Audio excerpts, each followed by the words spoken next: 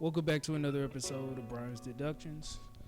Before we get into the content today, I want to first start off by thanking Caleb for giving me the idea to use a different camera and also to use the mic. So hopefully the audio comes out better for this and you guys are able to see things are a lot more clearer on the visual side. So today we're talking about week 9 of the NFL. And before we get into the content, I'd like to ask that you guys like, subscribe, share, and comment with it. Share with everybody you know, and comment below what it is that you may want to see from us going forward in the future. So for this week, this will probably be a little bit quicker than last week's because it wasn't as many games as I felt that needed to be grouped into certain themes. Obviously, there were 4 games that stood out above all going into the week. So for that will be labeled Statement Sunday. So we'll start with the first game under that theme, which was the Seahawks and the Ravens. This game was a lot more surprising of an outcome than most of us would have expected. I think most people expected a close game, but this is probably the best performance the Ravens have given all season. They were able to run the ball very effectively. The passing numbers weren't crazy, but Lamar was able to get his top targets involved, and they were so dominant they were able to even give Tyler Huntley some time, and he was able to throw Odell Beckham Jr. a touchdown for Odell's birthday. And the defense was dominant throughout, only allowing 151 total yards all day. On Seattle's side, it was a tough day for Geno, tough day for Kenneth Walker and others. They were never really able to establish the running game, and I think that kind of cost them because against a defense like Baltimore's, as we've seen this year, if you become one-dimensional, it gets very difficult to be able to even move the football on them. So now with this loss, if you're Seattle, you're tied again with the 49ers for first place in the division. So all is not lost, but definitely again have to clean up the turnovers and things of that nature as we spoke about last week. On the Ravens side, obviously you're 7-2, so you're keeping pace with the top teams in the conference, so you still have a good chance for home field advantage, and it's just good to continue to see them improve week after week, especially on the offensive side. And they'll definitely be a dangerous team going into the playoffs, and honestly a Super Bowl contender as long as Lamar continues to stay healthy. Next game, we have the Chiefs and the Dolphins, which was played overseas in Germany. So we had an early game this Sunday. So this was definitely one of those games that you would say was the tale of two halves. Because in the first half, the Chiefs were able to jump out to a 21-0 lead. Patrick Mahomes was throwing the ball all over the yard. They were able to move the ball pretty well. Miami looked like the Miami that played against Philly a couple weeks ago, I want to say. And they weren't able to move the ball at all. Tua looked pretty rattled. He was under pressure a whole lot in that first half. And the Chiefs defense was even able to convert a fumble into a touchdown using a lateral, which we don't usually see a whole lot on the defensive side anymore. Miami did a good job of containing Travis Kelce this game, but it just showed that, and I think as we saw in the second half, that kind of showed the potential flaws down the stretch for Kansas City if they're unable to find receivers that are able to separate and make things happen. Because it seemed like at least for most of the second half, it was a situation where they said we're gonna bracket Travis Kelce. We're going to play straight up man, and we're going to see if they have anybody that can beat us. And it didn't seem like there was too many plays for Patrick to make in the second half. even though he did have a few nice runs for first downs. On Miami side, again, they looked a little shaky in the first half, but it seemed like once they were able to get Raheem Mostert and the running game going, in the second half, they looked like the team that most people that we have seen for most of the year, albeit outside of the games against teams over 500. They still have yet to get that hurdle out of the way in terms of getting a win against a team over 500. But it was encouraging to see in that second half the defense continue to step up and make plays, and then them being able to run the football effectively. I think that if they're able to do that, they should be fine going forward. Um, Tyreek Hill still had a pretty good game. Jalen Waddle was even involved to a degree. So for Miami, the biggest thing is going to be making sure that they take care of Buffalo the next time they play them, so that way they can have the division secured. But I think the other thing is just figuring out how to get off to better starts and how to stay balanced against the better teams. Because as the game went on, they were able to, like we said, they were able to establish the run. It allowed them to balance the playbook a little bit more, and then they were able to make some things happen, and they were able to allow Tua to settle it a little bit. So the biggest thing for the Chiefs is just continuing to evolve and figuring out what they're going to do with their passing offense. And trying to find that guy. It looks like it's going to probably end up being Rashee Rice, but just figuring out the guy that they can go to in the red zone and just in general if Travis Kelce is not able to find ways to get open, because the lack of separation has definitely hurt them this year. The lack of receivers getting separation has hurt them this year. And then on Miami side, again, just figuring out how to establish the run game earlier in the game, so that way they'll be okay. But I think I think you leave the game feeling a little encouraged. Obviously, you wish you had the win, and I'm sure Mike McDaniel would be the first person to say that they're not trying to engage in moral victories, but I think this is one where you're not completely upset, but it's just one of those things where, again, you kind of have to beat that team over 500 first, whether it's the Bills or somebody else, to probably really feel like you're atop one of those, like you're atop the playoff contender. You're in that playoff contender, Super Bowl contender tier in the AFC. You feel like you have a chance for home field. So now we move to a divisional game, the Eagles versus the Cowboys. So this game for the Eagles, they did a better job committing to the run. This game, they were also able to control the game for the first, I want to say 2.5, 3 quarters. Jalen Hurts made some plays. A.J. Brown didn't get 125 yards, but he still had a pretty good game. And I don't think I said this last week, but I think if it weren't for the first couple of weeks, I think A.J. Brown would be right there in the discussions with Tyreek Hill about becoming an MVP, about being an MVP candidate, since he had a streak of 6 straight games where he had 125 yards or more before this one. So Philly did a good job offensively and defensively controlling the first, I'm going to say the first 3 quarters. But then Dallas, like they've been doing all game, put on a passing clinic.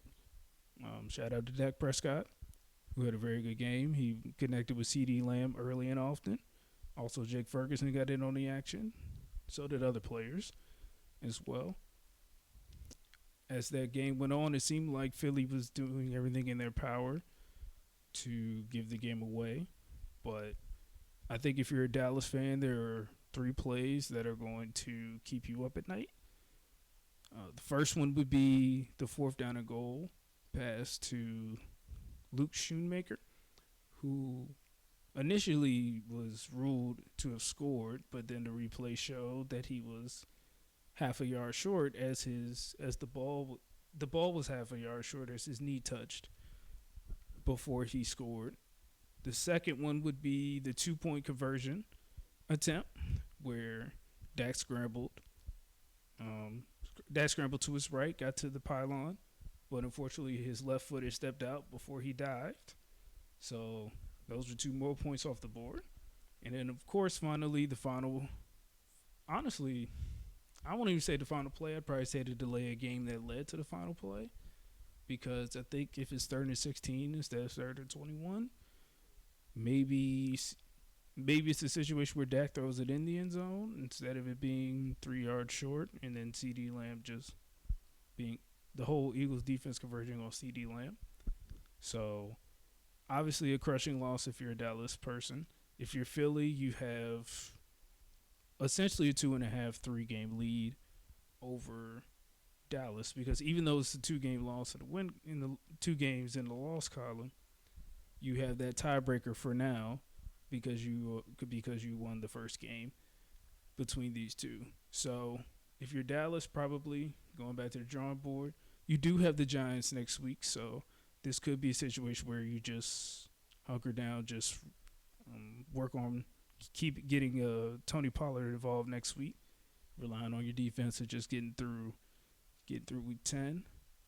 If you're Philly, just kind of continue to try to work on running the football. You got Kansas City in a couple of weeks, so that's another measuring stick game for sure.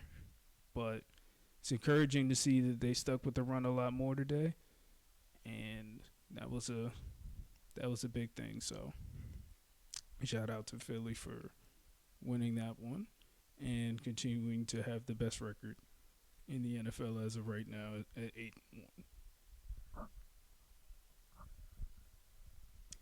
In the final game of this category, we have the Bills and the Bengals. Again, the Bengals, as I said last week, continue to round into form. I'm not sure if they're going to be able to catch Baltimore for the AFC North title, but I do believe this is a situation where they will be. I think they can probably get that fifth seed as a wild card and go on a nice run, as we know, because Joe continues to look better and better each week. They were able to get T. Higgins involved this week, which was huge because Jamar Chase didn't have as big of a day as he has been having, but that works perfectly fine when your other receiver is playing like the wide receiver one that he is capable of. I'd like to see him continue to get a few more games like this, obviously to help the offense out, but also to help his own value. And I wouldn't be surprised if he doesn't get franchise tagged or extended at the end of the season if teams like the New York Giants aren't lining up to try to pay for his services next season and years beyond that. So that was big for them. They also did a good job of winning the turnover battle 2-0 and winning the time of possession battle 36 minutes to 23, which was also a big part of this game because they were able to jump out to an early lead. They held for most of the way, and even when Josh Allen and the Bills were making their run, it was not too little too late, but the Bengals just did a good job of just holding them off. So the Bills didn't have that great of a running day. So again, it was Josh Allen carry us.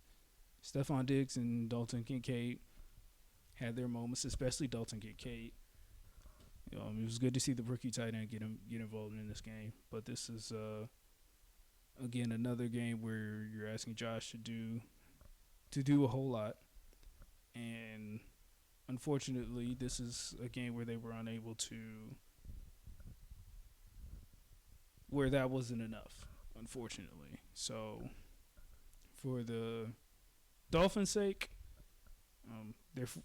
I'm sure they were They were happy that the Bengals got this win because they continue to sit atop the AFC East. Because as we remember, the Bills have the tiebreaker over them right now due to their 48-20 win earlier in the season.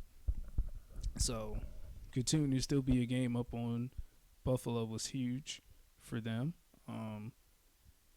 And just, I think for the Bengals, this is big because you've beaten two good teams in back-to-back weeks in the 49ers and the Bills.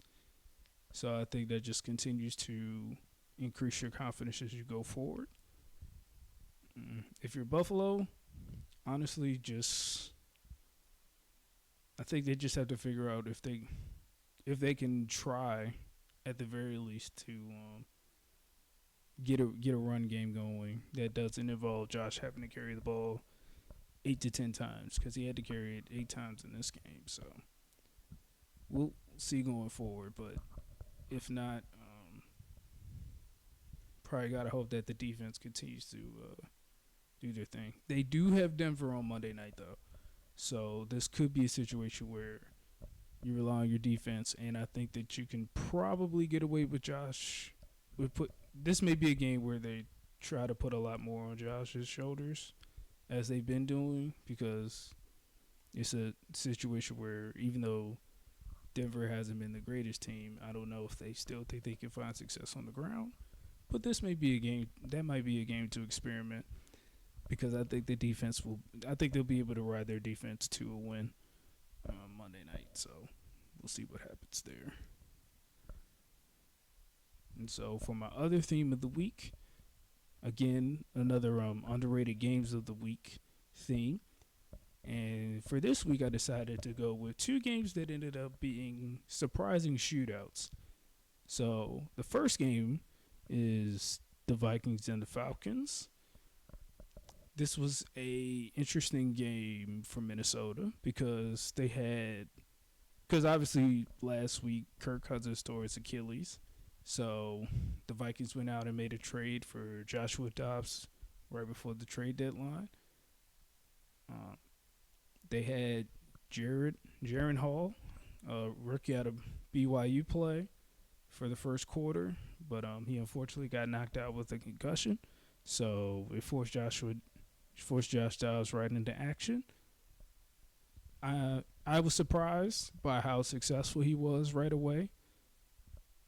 He did a good job of making sure he got T.J. Hawkinson involved, and also making plays on the ground, like he did in Arizona, but it seemed to be more effective today. He did lose 2 fumbles, so you would like to see him fix his ball security. But if he's able to perform like he did in the second half when the scoring really picked up for both teams, with the chance that Justin Jefferson's practice window gets open this week and you may be able to get him back, maybe the Vikings can make a nice run for the playoffs, or at least make a nice playoff push if they eventually don't make it. But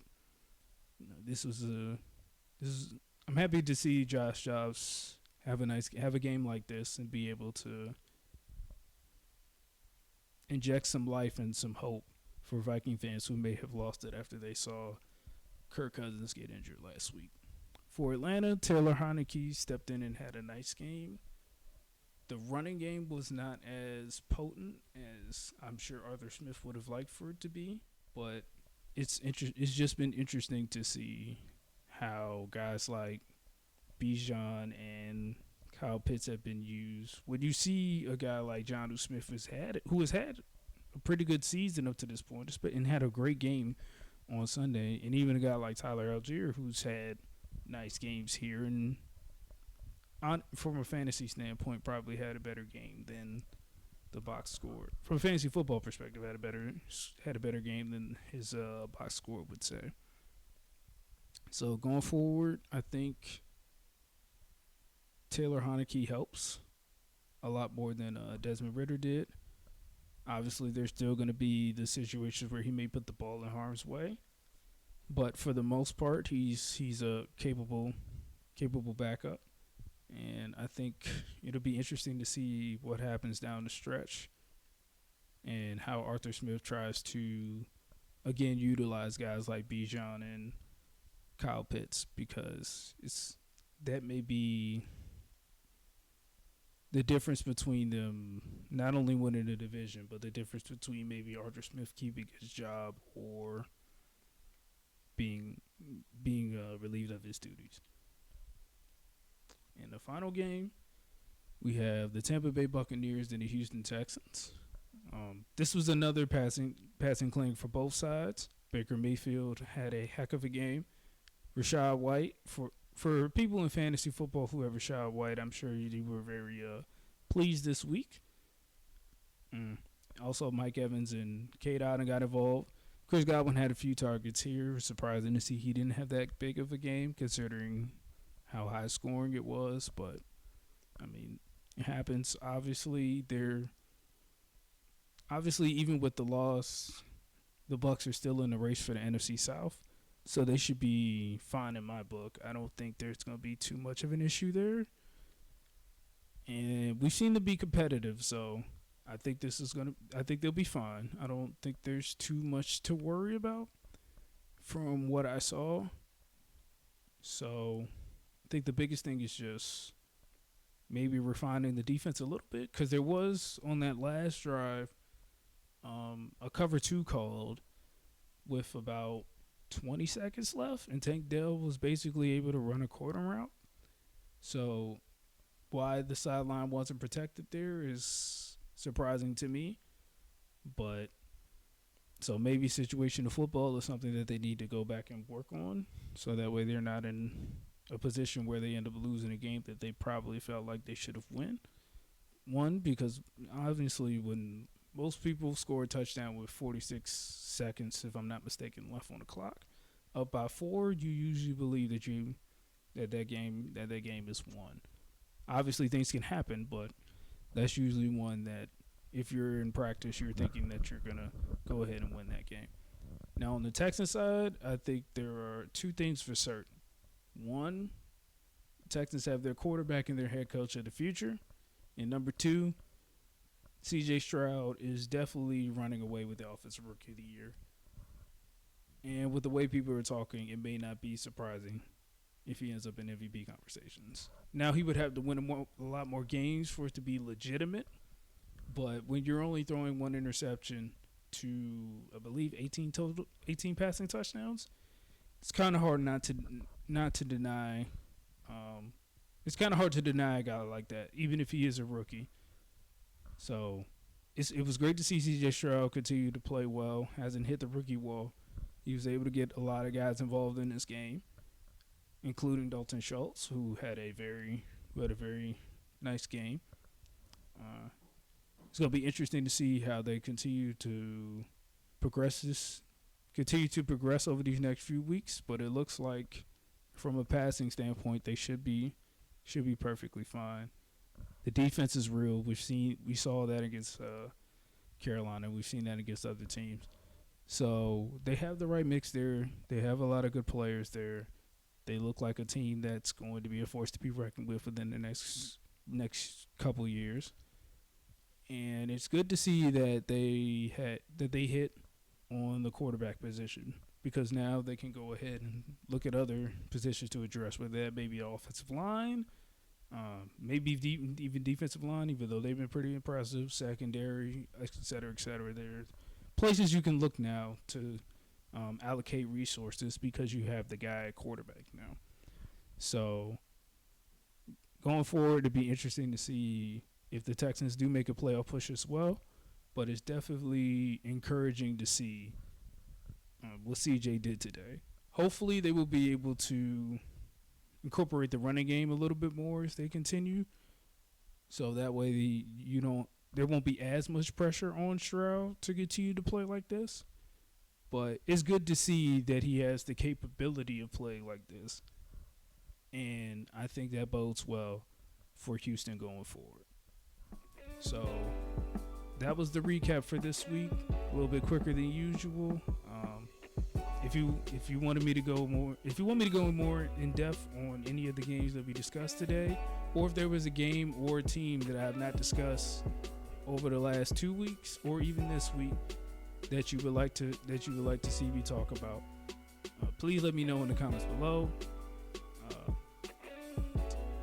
Feel free to let me know on any of our social media pages as well. If you don't feel comfortable commenting, which is perfectly fine. This has been the Week 9 NFL recap.